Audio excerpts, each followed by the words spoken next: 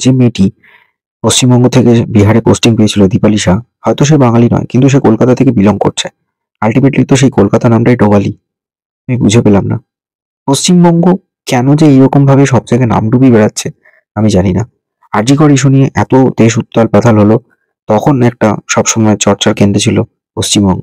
আবার একটা কেবিএস এর একজন জয়েনিং পাওয়ার টিচার, সে কিনা ওয়েস্ট বেঙ্গল থেকে বিলং করছে, আবার নাম ডোবালি ওয়েস্ট বেঙ্গলের। আমি বুঝে পাই না পশ্চিমবঙ্গের মানুষজনের কি সেন্স অফ হিউমার চলে যাচ্ছে। इंडिया डेवलपिंग कंट्री मुझे लगता है बस इसलिए है बिकॉज बिहार है उसके अंदर। The day we remove Bihar from India it will be developed. বিহারকে যদি ভারত থেকে বের করে দেওয়া যেত, তাহলে দেশ এতদিনে ডেভেলপড উন্নততম দেশ হয়ে যেত। আমি বুঝে পেলাম না একজন শিক্ষিকা হয়ে বিহারের প্রতি তার এত কেন বিরক্তি, এত কেন তিক্ততা। Bihar is people have no civic sense. मेरे से क्या दुश्मनी थी, मुझे इंडिया के वर्स्ट पोस्टिंग दे दी। मेरे को हार्ड स्टेशन ही दे देते, लद्दाख दे देते जहां पे कोई जाना नहीं चाहता, मैं जाने को रेडी हूँ। They have zero civic sense, I mean it, zero civic sense. India developing. Recently একটা কন্ট্রোভার্সি হয়েছে দীপালি শাহকে নিয়ে। দীপালি শাহ, যিনি একজন কেন্দ্রীয় বিদ্যালয়ের শিক্ষিকা, যিনি তার প্রথম পোস্টিং পেয়েছিলেন বিহারে, এবং সেই পোস্টিং এ বিহার দেখেই তার মাথা গরম হয়ে গেছিল, এবং একটা ভিডিও সোশ্যাল মিডিয়াতে ছেড়েছিল যে জীবনের প্রথম পোস্টিং নিয়ে তিনি সারা জীবন মনে রাখবেন। কেভিএস মানে কেন্দ্রীয় বিদ্যালয়ের কর্তৃপক্ষকে তিনি বলতে চাইছেন এটাই, যে গোটা দেশের তো অনেকগুলো রিজিয়ন ছিল, অনেক জায়গায় কেভিএস রয়েছে, তো সেখানে না দিয়ে এমনকি লাদাখে পাঠাতো চলে যেত, সাউথের রামেশ্বরমে পাঠাতো চলে যেত, বিহারে কেন? এমনকি এটাও বলেছে যে বিহারকে মানে বিহারের জন্যই নাকি ভারত এখনো পর্যন্ত ডেভেলপ হতে পারলো না, ডেভেলপিং কান্ট্রি থেকে গেল। বিহারকে যদি ভারত থেকে বের করে দেওয়া যেত, তাহলে দেশ এতদিনে ডেভেলপড উন্নততম দেশ হয়ে যেত। আমি বুঝে পেলাম না একজন শিক্ষিকা হয়ে বিহারের প্রতি তার এত কেন বিরক্তি, এত কেন তিক্ততা। বিহারের ব্যাকগ্রাউন্ড সম্বন্ধে আশা করি সবাই জানেন যে বিহারে ভারতের প্রথম রাষ্ট্রপতি রাজেন্দ্র প্রসাদ বিহার থেকে, দেশের অন্যতম সেরা ক্যাপ্টেন মহেন্দ্র সিং ধোনি, তিনিও ছিলেন বিহার থেকে। পরবর্তী সময় সেটা ঝাড়খণ্ড থেকে অংশ নেয়, কিন্তু ইনিশিয়ালি তিনিও বিহারি।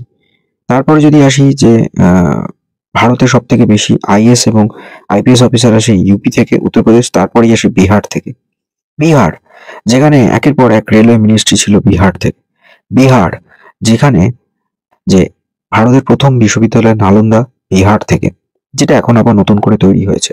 মৌর্য সাম্রাজ্য, গুপ্ত সাম্রাজ্য, এই সব বিহার থেকে। এমনকি সম্রাট অশোক, তিনিও তো বিহার থেকে।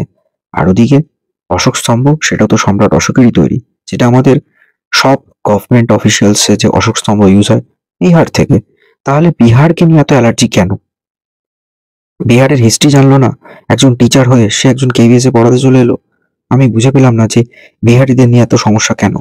বিহারিরা যারা কুম্ভে সব থেকে বেশি স্নান করতে গেছে, বিহারিরা যারা হয়তো ভুলবশত হোক বা যেভাবেই হোক, মানে তাদের ডেডিকেশনটা এতটাই, কুম্ভে স্নান করতে হবে তো রেলের ইঞ্জিনে ঢুকে পড়েছিল, লোকো পাইলটের সঙ্গে বলেছিল যাব। এটাই হলো বিহারিদের ক্ষমতা। বিহারিরা যে কোনো পরিস্থিতিতে নিজে থেকে মানিয়ে নিতে পারে, অ্যাডজাস্ট করার ক্ষমতা রাখে। একদম আমি চোখ বুজে বলতে পারি যে ক্ষমতাটা ভারতের এতগুলো জাতির মধ্যে কারণ নেই, যেটা একমাত্র বিহারিদের আছে। বিহারিরা জনে বনে জঙ্গলে যে কোনো কঠিন পরিস্থিতিতে নিজে থেকে মানিয়ে নিতে পারে। সব থেকে বেশি মজদুর হয় বিহারিরা, সব থেকে বেশি রেলে চাকরি করে বিহারিরা। ইভেন আজকের দিনে যদি দাঁড়িয়ে দেখা যায় যে আমাদের দেশের যে স্বাধীনতা সংগ্রামের চম্পারণ সত্যাগ্রহ শুরু হয়েছিল বিহার থেকে, যেটা শুরু করেছিলেন গান্ধীজি, তাহলে বিহার একটা অন্যতম মানে মুখ্য কেন্দ্র ছিল, এখনো রয়েছে। সেই বিহারকে নিয়ে তিনি উল্টোপাল্টা কথা বলেছেন, তাকে সাসপেন্ড করে দিয়েছে কর্তৃপক্ষ। খুব স্বাভাবিক। কুম্ভতে যদি দেখা যায় সব থেকে বেশি স্নান করেছে ইউপির লোকেরা, তারপর বিহার। বিহার থেকে অনেক কিছু প্রবলেম এসেছিল ঠিকই, যেহেতু কেন এসেছিল তার কারণ বিহারিরা এতটাই ডেডিকেটেড ছিল কুম্ভ স্নান করবে, যে ডেডিকেশনটা হয়তো ভারতের অন্য কোনো জাতির মধ্যে ছিল না। কুম্ভে স্নান করলে তাদের পুণ্য লাভ হবে, মুক্তি লাভ হবে, এই মানে ধারণাটা, এই আবেগটা বিহারিদের মধ্যে সব থেকে বেশি। আমি আমার ব্যক্তিগতভাবে বলি, বাড়িতে আমাদের বেশ কয়েক বছর ধরে ভাড়া থাকে, যার মধ্যে কখনো কলেজে পড়াকালীন, বর্তমান সময়, বিভিন্ন সময় বিভিন্নভাবে বহু বিহারিরা এসে ভাড়া থেকে গেছে। ম্যাক্সিমাম লোকজনের টাইটেল ঝাঁ। যদি দেখি তারা সত্যি যথেষ্ট হেল্পফুল। প্রথম মাস তো বাংলা বুঝতো না, আজ থেকে 2017 কথা বলছি। তারা এখন গড় গড় করে বাংলা বলে, বাংলা বোঝে, বাঙালিদের সাথে মিলেমিশে থাকে, যথেষ্ট হেল্পফুল। ফ্যামিলি তো খুবই ভালো। আমি অন্তত দেখেছি যে আমাদের বাড়িতে যে কয়েকজন বাঙালি এবং বিহারিরা রয়েছে, বিহারিরা যথেষ্ট হেল্পফুল। সত্যি তারা খুব ভালো এবং ব্যবহার যথেষ্ট ভালো। যেকোনো পরিস্থিতিতে অ্যাডজাস্ট করার ক্ষমতা রাখে। মানে যেভাবে বলি থাকতে সেভাবেই চলে। কোনোরকম কোনো আর্গুমেন্টে যায় না। আমি নিজে বাঙালি হয়ে অবাক হয়ে গেলাম যে মেয়েটি পশ্চিমবঙ্গ থেকে বিহারে পোস্টিং পেয়েছিল, দীপালি শাহ। হয়তো সে বাঙালি নয়, কিন্তু সে কলকাতা থেকে বিলং করছে। আল্টিমেটলি তো সেই কলকাতা নামটাই ডোবালি। আমি বুঝে পেলাম না পশ্চিমবঙ্গ কেন যে এইরকম ভাবে সব জায়গায় নাম ডুবিয়ে বেড়াচ্ছে আমি জানি না। আরজিকর ইস্যু নিয়ে এত দেশ উত্তাল পাতাল হলো, তখন একটা সবসময় চর্চার কেন্দ্রে ছিল পশ্চিমবঙ্গ। আবার একটা কেবিএস এর একজন জয়েনিং পাওয়ার টিচার, সে কিনা ওয়েস্ট বেঙ্গল থেকে বিলং করছে, আবার নাম ডোবালি ওয়েস্ট বেঙ্গলের। আমি বুঝে পাই না পশ্চিমবঙ্গের মানুষজনের কি সেন্স অফ হিউমার চলে যাচ্ছে।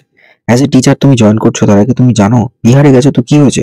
সেখানে সাঁচি স্তূপ রয়েছে, সাসারাম রয়েছে, অনেক কিছু মানে ঐতিহাসিক জায়গা বিহারকে কেন্দ্র করে। সেখানে তুমি কিরকম ভুলভাল বকে ফেললে হয়। আমার কিছু বলার নেই। মানে একজন টিচার হয়ে সে এরকম যদি আচরণ করে, তাহলে সেই স্টুডেন্টদেরকে কি শিক্ষা দেবে? শিক্ষা মানে কি শুধু পুঁথিগত বিদ্যা, নাকি একটা ভালো মানুষ হওয়ার শিক্ষা? যে নিজেই ভালো মানুষ হতে পারলো না, সে কি অন্যদেরকে শিক্ষাদান করবে আমি জানি না। They have zero civic sense. I mean it, zero civic sense. India developing country मुझे लगता है बस इसलिए है because बिहार है उसके अंदर. The day we remove Bihar from India, it will be developed. मेरे से क्या दुश्मनी थी? मुझे इंडिया के worst रीजन में posting they the. Me being here, I can see it every day.